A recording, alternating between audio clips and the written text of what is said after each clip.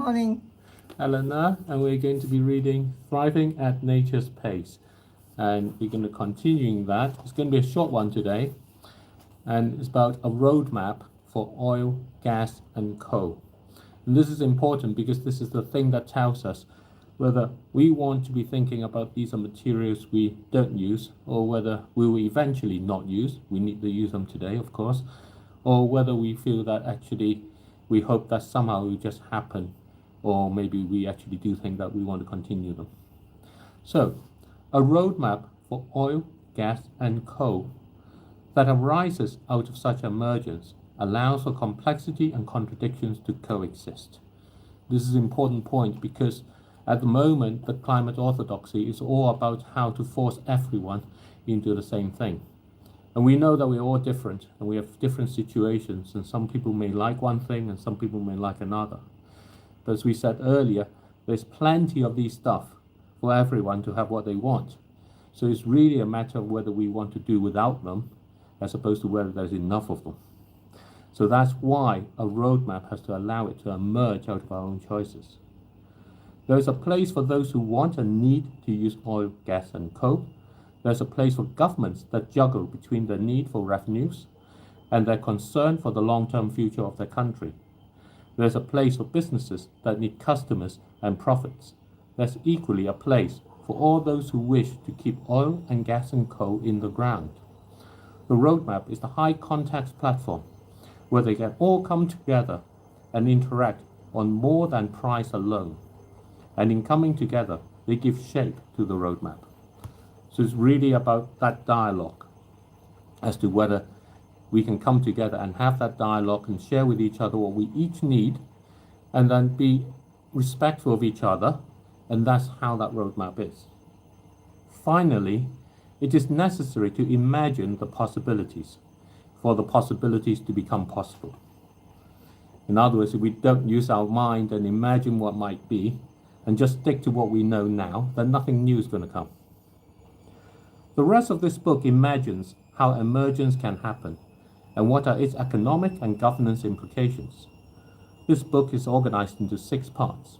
The first part, Thrive, addresses in more detail the mechanism by which ordinary people, businesses, and communities can sell to nature the oil, gas, and coal that's in the ground. The second part, Imagine, provides a set of thought experiments to provoke how innovations can create value and money can be made in an economy that thrives at nature's pace. The third part is an exposition of emergent economics from the author's experience. The fourth part reconciles investments. This is necessary to understand how investments can reconcile with emergent economics and how the $150 trillion of investment money can have a role. In particular, it raises the possibilities offered by the great wealth transfer, as money passes from the baby boomers to the younger generation. Literally, that's to say that the younger people are inheriting not just the planet and the earth, they are also inheriting all the wealth associated with it. And what they do with that wealth, whether they keep it in the same way as they've been done currently, or whether they can have nature as a sovereign partner with them, will make all the difference.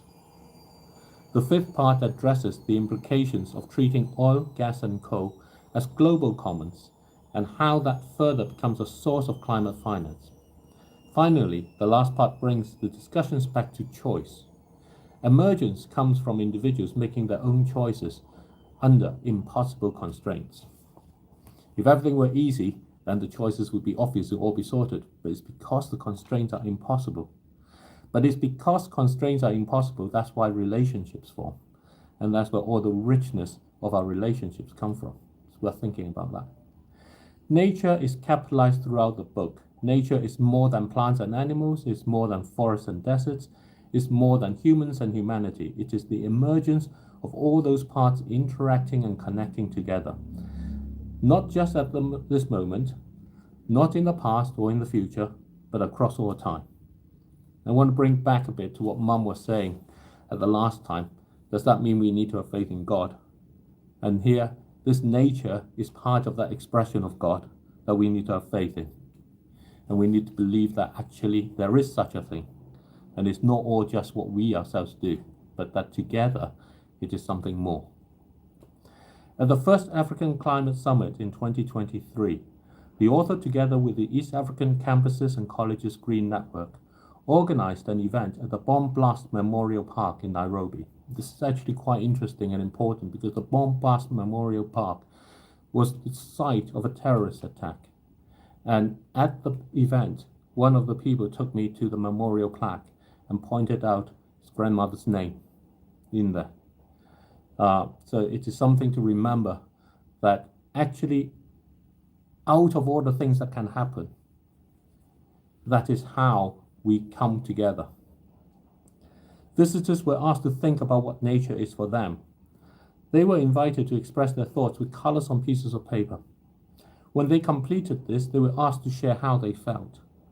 Many felt a sense of connection, others felt a sense of freedom, and others still felt a sense of power.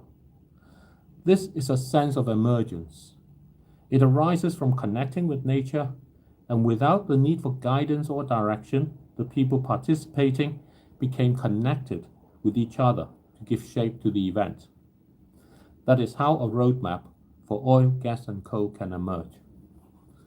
So that's the reading for today, quite short. We'll go on to the next part the next time. So, Mom, any thoughts?